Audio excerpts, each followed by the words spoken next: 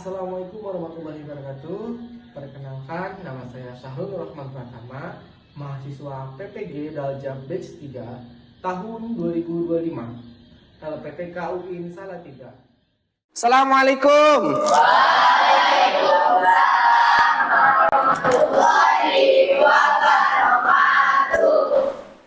Gimana kabarnya, semuanya sehat?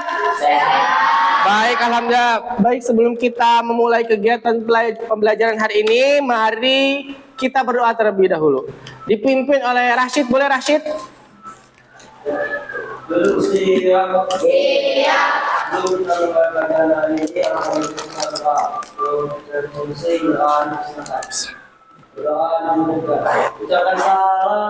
Waalaikumsalam warahmatullahi wabarakatuh. Hadir semua di sini, hadir? Hadir. Oke, karena saya mengabsen, nanti bilang untuk laki-laki hadir, untuk perempuan hadiroh ya. Oke, baik, dimulai dari Albi. Hadir. Baik. Faris. Hadir. Oke, Iqbal. Hadir. Zaima. Oke, sudah hadir semua, sudah di absen ya? Baik, terima kasih. Oke, masih ingat jargon saya? Ingat? Ingat? Oke, mapo bai? Ulang. Belum kompak. Ya. Mapo bai? Semangat belajar. Oke, baik ya. Itu kita akan mempelajari sholat jenazah. Nah, ada yang sudah pernah sholat jenazah belum? Ada yang sudah pernah sholat jenazah? Belum sama sekali. Aduh, selama kamu umur 15 tahun, 14 tahun ini belum? Masya Allah. Berarti kamu kalau ada yang meninggal ngapain aja tuh? Hah? Tidur? Ya Allah.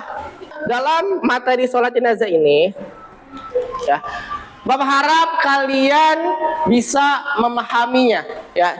Setelah nanti belajar, kalian akan bisa menjelaskan pengertian, dalil dan ketentuan sholat jenazah. Kemudian kalian bisa mempraktikkan tata cara sholat jenazah dengan benar. Kemudian kalian juga bisa melaksanakan hikmah pelaksanaan sholat jenazah. Dan yang terakhir, kalian bisa menerapkan sikap peduli sosial dan tanggung jawab kepada sesama ya di masyarakat. Nah, di dalam materi atau bab kali ini yang kita akan pelajari, yaitu ada namanya dimensi profil pelajar Pancasila. Ya. Pernah dengar tahu profil pelajar? P5. Tapi sekarang ya tahu kan P5 ya.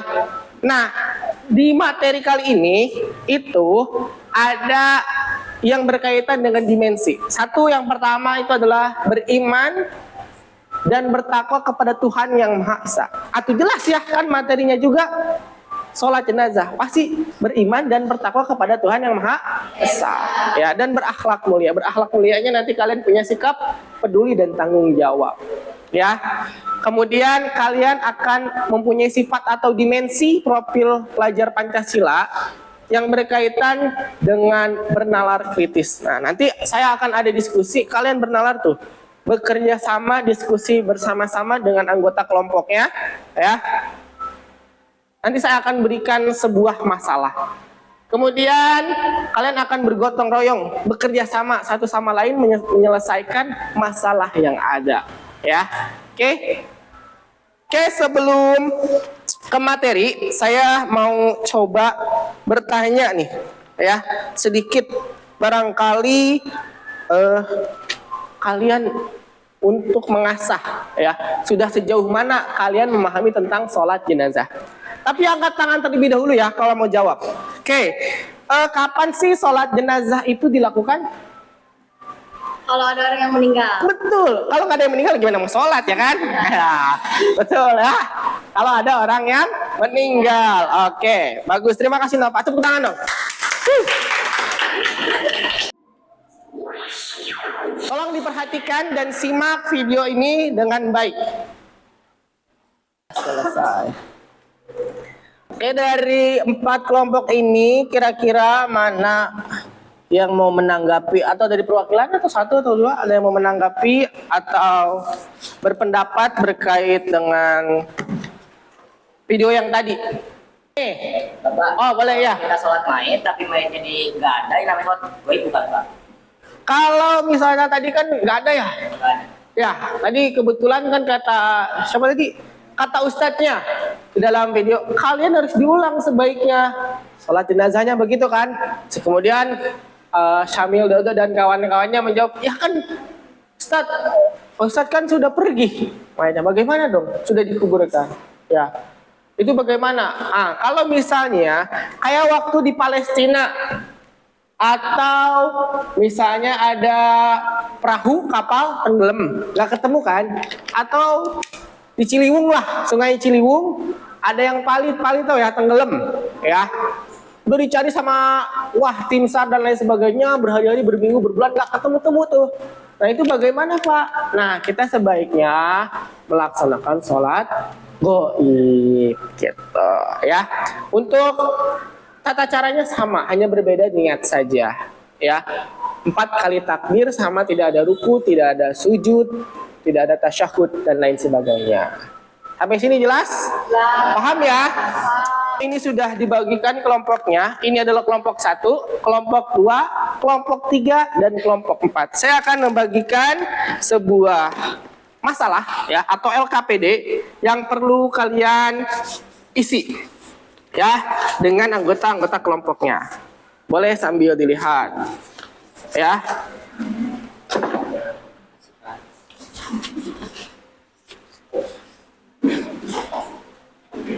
Oke, boleh sambil dilihat ya. Oke, sudah bisa dilihat bersama-sama. Oke, nanti kalian mengerjakan ya soal yang ada yang sudah saya berikan tadi di dalam LKPD itu. Kalian mengerjakannya bagian yang C dan bagian yang D, nomor 1, 2, 3. Kalau waktunya masih cukup, kalian boleh menyempatkan mengerjakan bagian E. Oke, boleh silakan mengerjakan, waktunya 30 menit dari sekarang ya, sampai pukul 15.45. Nanti perwakilan ya yang mau ke depan sekalian dengan simulasi praktek sholat jenazah. Kalau ada yang misalnya tidak paham pertanyaannya ya, boleh ditanyakan, jangan sungkan.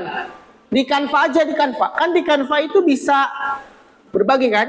Ya, boleh dibagikan, dikirim nanti ya. Atau misalnya kamu cari jawaban, gimana lah. Ya. Buka saja, dikerjakan bagian C dan D. C-nya dibaca, D-nya ada soal. Ya, silakan kalian berdiskusi. Boleh buka handphone, nggak apa-apa buka handphone, silakan.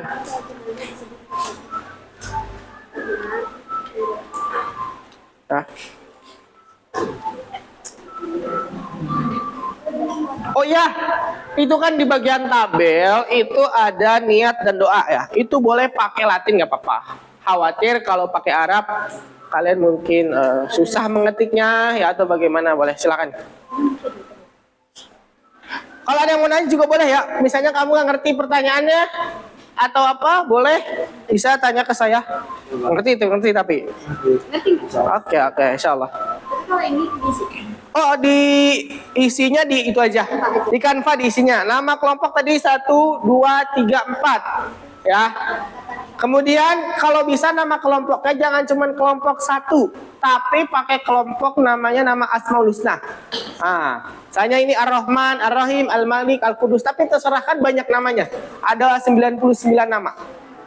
Waktunya kita presentasi.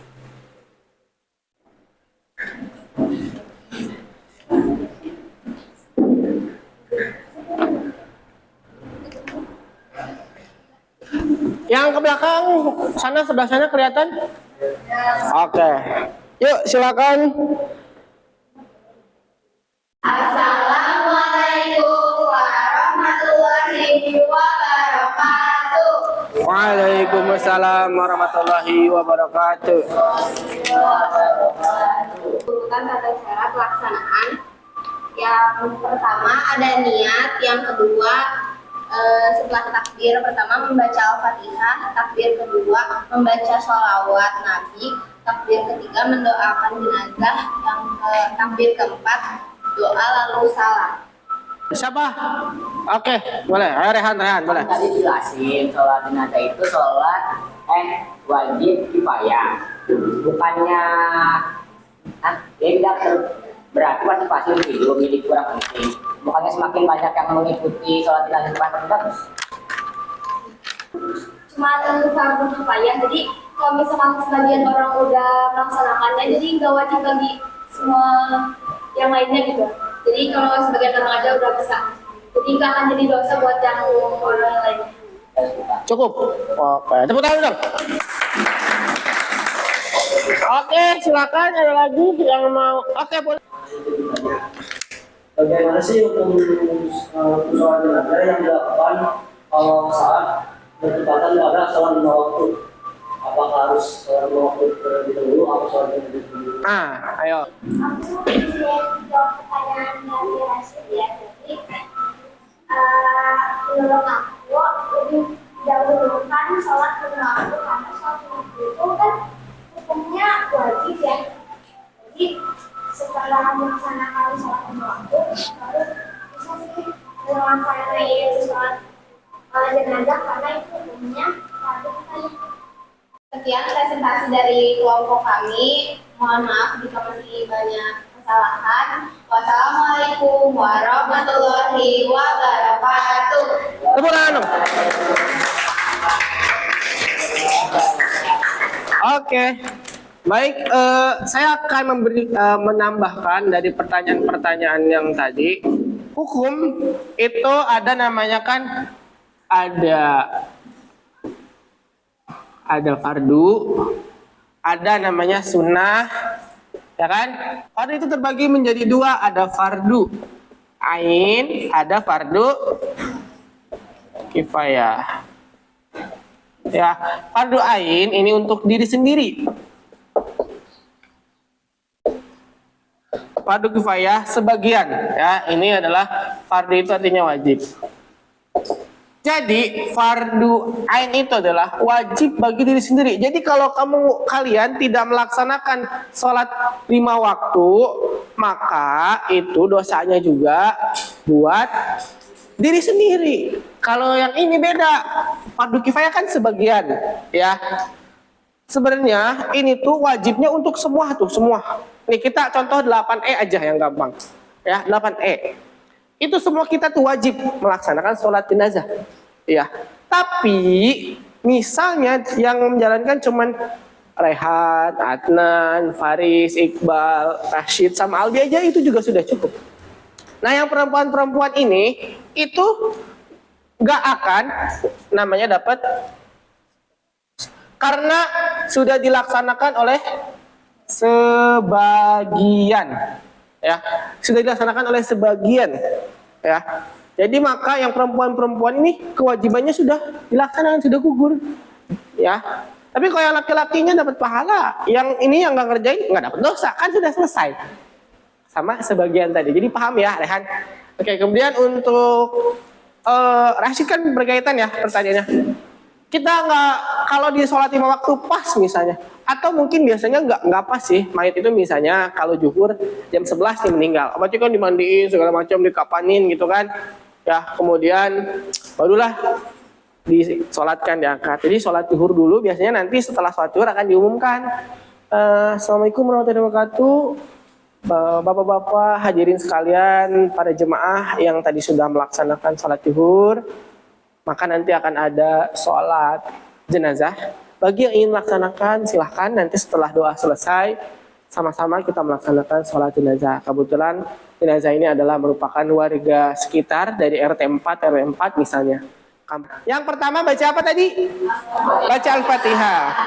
Waladhdallin, amin. Dah selesai. Yang kedua, takbir lagi, Allahu Akbar. Allahu Akbar. Yang kedua, itu boleh pakai tasyahud akhir yang biasa kamu sebutin, atau cuman Allahumma sholli ala sayyidina Muhammad wa ala ali sayyidina Muhammad, cukup. Tadi ada yang kelewat kamu salamnya yang pas tadi bagian situ ya kan, tinggal assalamualaikum sama, cuman hanya posisinya assalamualaikum, assalamualaikum.